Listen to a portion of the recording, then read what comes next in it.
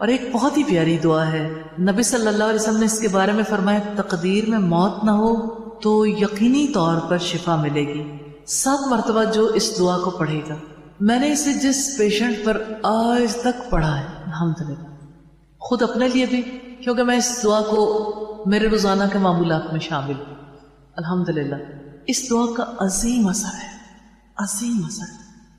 किसी नौयत की तकलीफ, किसी नौयत की बीमारी, किसी नौयत की बेकरारी, अस्अलुल्लाहल अज़ीम रब्बल अर्शिल अज़ीम अन यशफियक, मैं उस अजीम रब से सवाल करता हूं जो अर्श अजीम का रब है कि तुझे शिफा दे।